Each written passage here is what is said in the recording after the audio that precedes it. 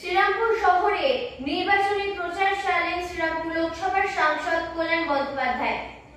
আগামী 19 এপ্রিল থেকে শুরু হতে চলেছে লোকসভা নির্বাচন। এদিন রিষড়া 4 নম্বর গেট সংলগ্ন হাউসিং মোড় থেকে শুরু করে গৌড়ে গার্ডেন রোড, চাকলাপাড়া, নেতাজি মোড়, তারাপুকুর মোড়, 2 নম্বর কলোনি, ফিরিঙ্গি ডাঙ্গা রোড, মল্লিকপাড়া মসজিদ, মল্লিকপাড়া মোড়, জিটি রোড পশ্চিম, লেনিন সারণী, ডাক্তার বাগান লেন, বাকি শ্রীরামপুর হয়ে বড় বাগান মোড়ে গিয়ে প্রচার শেষ করলেন তিনি।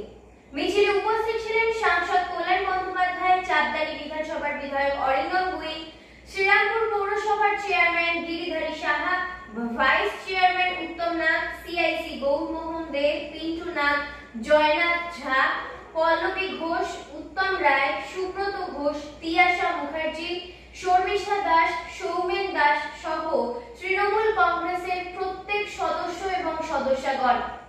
এদিন প্রতিটি এলাকার মহিলা সদস্যগণ কল্যাণ বন্দ্যোপাধ্যায়কে ফুল ও মালা পরিয়ে দেন। এদিন লোক ছিল চোখে দেখার মতো। এই খবর জানান আমাদের প্রতিনিধি বিশ্বজিৎ সাহা।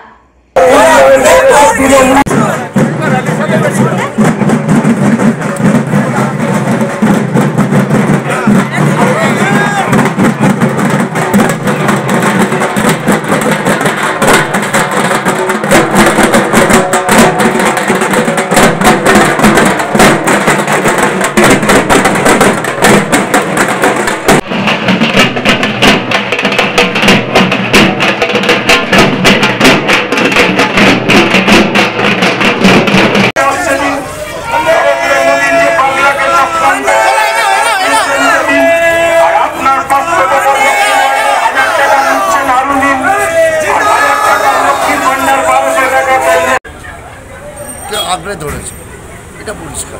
কালকে থেকে ভোট শুরু হচ্ছে, কালকে থেকে বিভিন্ন জায়গায় ভোট শুরু হচ্ছে, মানুষের কতটা সাড়া পাচ্ছেন, মানে কতটা আশাবাদী আছেন জেতার ব্যাপারে? আশাবাদী তো 100%, কারণ কোনো রাজনৈতিক দলই তো বলবে না যে আমরা আশা করি না, আশা তো সবাই করে আছে, কিন্তু বুঝতে হবে যে মানুষ কি চাইছে। মানুষ আর ভাওতাবাস দলটাকে চাইছে না, যারা 2014 সাল থেকে 2019 সাল 2024 মানুষকে শুধু মিথ্যে কথা বলে যাচ্ছে। আমরা মানুষের মুখে মুখে প্রচার হয়ে গেছে, মানুষ জেনে গেছে যে বিজেপি মানেই জুমলাত পার্টি, যারা মিথ্যে কথা বলে আসে। যারা বলেছিল 15 লক্ষ টাকা করে প্রত্যেক পরিবারকে দেবো, যারা বলেছিল 2 কোটি বেকার ছেলেদের চাকরি দেবো, যারা বলেছিল চৌকিদার, তাদের হাতের তলা দিয়ে পাঠিয়ে গেছে হাজার হাজার কোটি টাকা দিয়ে বড় বড় ইন্ডাস্ট্রিয়াল শিল্পপতি।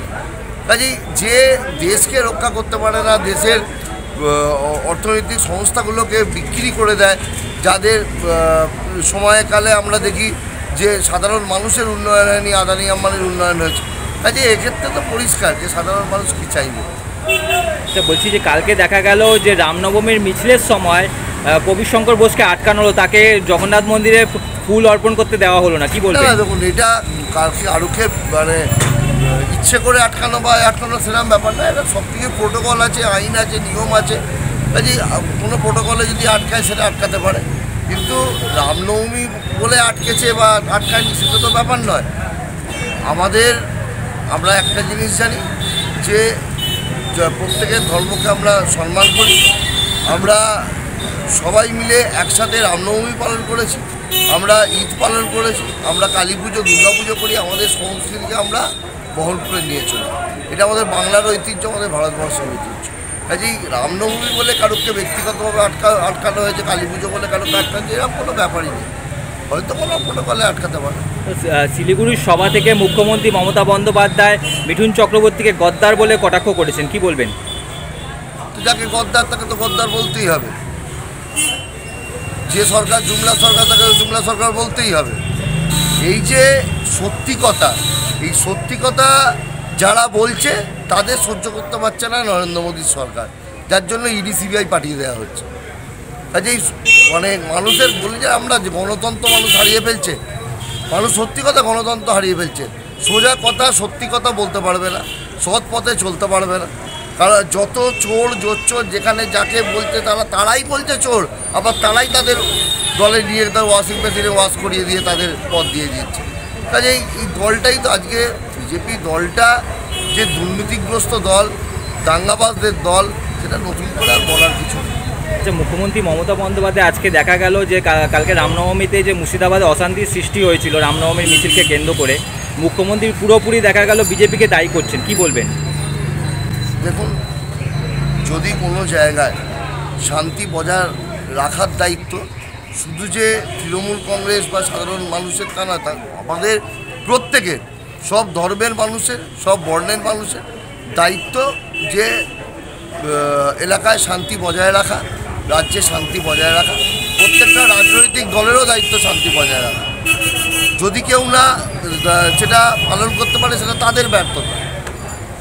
মমতা বন্দ্যোপাধ্যায় বারবার একটা কথা বলে যে যখন আমরা ক্ষমতার পরিবর্তন হয় 2011 সালে, তখন কিন্তু একটা কথাই তিনি বলেছিলেন যে বদলা নয় বদল চাই।